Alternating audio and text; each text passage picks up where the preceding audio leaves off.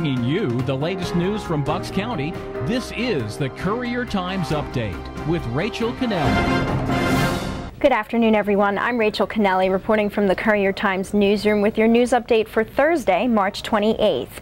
Bristol Township police are looking for an alleged shoebox bomber and two armed robbers in two 7-Eleven store thefts just hours apart. First, police say a white male in blue jeans and a baseball cap threatened the clerk at the 7-Eleven on Edgeley Road, saying he had a bomb in a shoebox. But the would-be thief walked out without any money, according to police. Then police say two men in hooded sweatshirts and masks, one reportedly armed with a knife, threatened to kill the employee at the 7-Eleven on Veterans Highway and took the entire cash drawer. Police say two men matching that same description and wearing gloves allegedly robbed the same 7-Eleven where the alleged shoebox bomber failed. The men were last seen leaving the area in a four-door gold Chevrolet. Police tell reporter George Matar in a story at buckscountycouriertimes.com that they suspect the robberies are related. Anyone with information is asked to call 215-788-8289. The New Jersey cop who shot at Doylestown police officers during a 10-hour Father's Day standoff has been sentenced to 8.5 to 20 years in state prison. Richard Klementovich entered a surprise late afternoon no contest plea just weeks before a jury was to be picked to decide his case. He had been in the midst of a divorce and custody battle over his two children. I think the impact is as you might expect it to be. I mean, you're essentially in a war zone as this case is taking place. So, you know, it's something that they prepare for and that they train for. But when you get to that point, you know, I think instincts take over. But when you look at it afterwards, realizing the fear and the danger that you were in can be kind of sobering. I think it sends the right message. The message is if you put a police officer's life in danger, there's going to be consequences, and there's going to be stiff consequences. It's not going to be dealt with lightly, and you know, he has a prison term for up to 20 years because of it. Klementovich is also banned from using steroids and must comply with a mental health treatment plan. His attorneys say he hopes to be a part of his children's lives. Reporters Matt Coughlin and Lori Mason-Schrader have more on our website. New Jersey authorities have identified the body of a woman found in a wooded area of Pemberton Township last year as a 22-year-old Bucks County woman, and her death has been ruled a homicide. Molly Lynch of Falls had been reported missing in April 2012. Her body had been found in June, but she wasn't identified until investigators released a sketch last week. According to the Bucks County government's website, Lynch was a fugitive in the county, wanted on DUI and drug charges. Burlington County Times staff writers tell us in a story online that officials are continuing their investigation. Anyone with information is asked to call the Burlington County Prosecutor's Office tip line at 609-267-8300.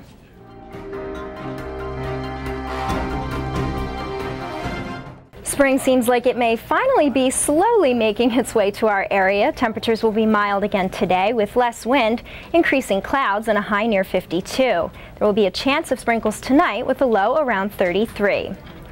A divided committee voted last night to recommend a proposed redistricting plan for Pennsbury elementary schools that would impact approximately 800 students. The school board will consider the plan if it chooses to close Village Park Elementary School in Falls. The plan would split Village Park students between Manor, Fallsington, and Oxford Valley Elementary Schools in Falls. The decision's going to be early enough that we can allow our families time to get acclimated to their new elementary schools, and gives us time to get our transportation and staffing in place. So, you know, I have to commend this group. They did a lot of work. We've worked on this, you know, since September with the school closure and then redistricting. So I'm very proud of our parents.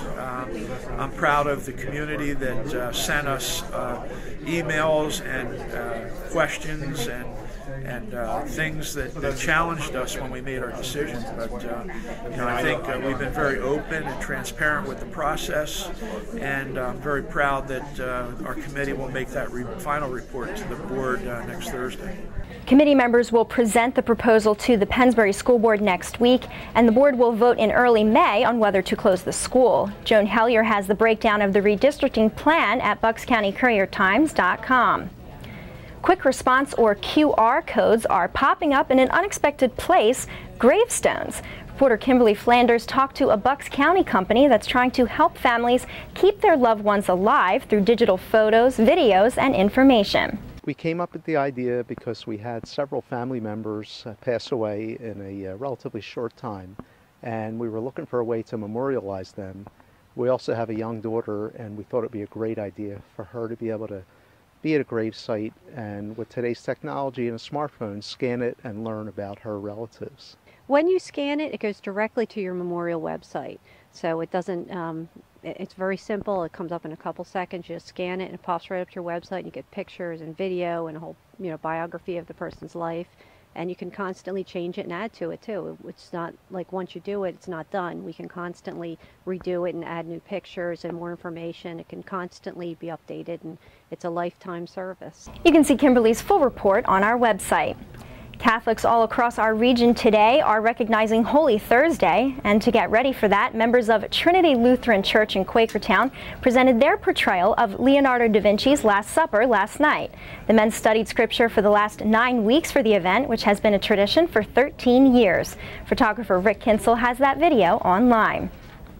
In college sports, LaSalle University is making its first trip to the NCAA Tournament's Sweet 16 in a long time. The Explorers face Wichita State tonight, and we have our very own sports reporter Dan Dunkin here with us to talk about their past and present. Okay, Dan, thanks for joining us. Good to be here. So it's been a while for these guys, so let's talk a little bit about their past, kind of where they've come from to where they are today. Yeah, what makes LaSalle's story all the more amazing is that 9 years ago, when John Giannini took the coaching job, the program was really at ground zero. There was a lot of shame attached to the LaSalle program. There were rape allegations involving a couple players under the previous regime. Coach resigned. John came into a situation that was very difficult.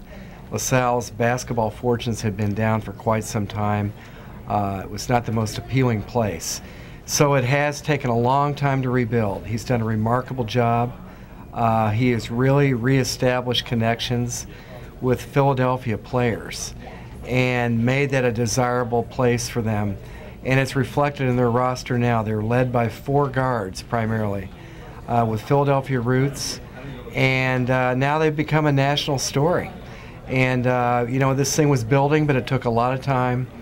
And good for them. I mean, LaSalle really needed something good like this to happen, and if it wasn't for Florida Gulf Coast, they would be the Cinderella story right now. But they are a Cinderella story no matter what John says. They are. Yeah, I was going to say, they're kind of the underdogs, so let's talk about tonight. What are their chances? They have a puncher's chance. I think a decent chance, because if you look at what they've done, they've won 3 games in 5 days. They had to win a play-in game. Then they go to beat the number 4 seed in Kansas State. They're the 13. They're only the 6th 13 seed in the history of the tournament since seedings began over 30 years ago to make it this far. They beat Ole Miss. So you're looking at them playing a Wichita State team that beat the number 1 seed in Gonzaga, which was not a true great 1 seed, but yet a very decorated team in that region.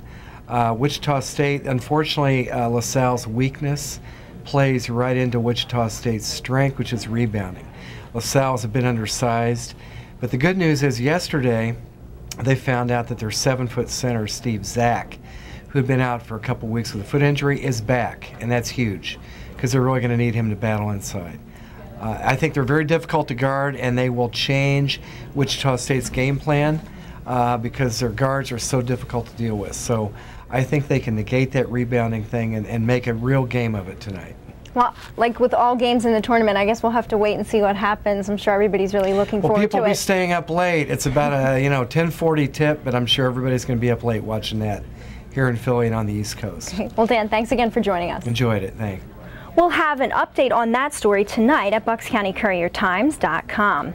In high school sports, it's been 6 years since the Central Bucks South boys lacrosse team had a winning season, but the guys are optimistic about this year. Video reporter Jen Wielgus was there as the Titans took a step in the right direction Wednesday by beating rival North Penn on the road. To get a W here, first league win is, it's a big thing to do, especially since last year. We started off 0-1 again, but this year we're starting off 1-1. and we want to do big things this year. So we expected to make it deep into the playoffs. I think we have a great core of kids here. Every kid, worked really hard in the offseason. Everyone was in the gym. Everyone was playing with a club team outside of this, and it was really cool to see when we first came out here, play our first fall league game, to see how the kids have progressed from last year to this year. I mean, it got me really excited to come out and play again. It's very, very important to get the win. We had a game last Friday against Kennett, and we were winning at halftime, and then we lost by a goal, and it was really close. So it's really, really important to get that win and break the cycle and get the kids in that winning mode and that winning mentality. I saw our guys seeing the opportunities, recognizing the opportunities, and we're that close. We're that close to being, I think, a playoff team, but we just got to keep seeing those opportunities. Our goal is a winning season this year. I mean, everybody wants to win. Everybody is confident. I've got 7 of my 11 seniors going on to play college lacrosse, so my seniors really want to end on a strong season. You can see Jen's full report on our website.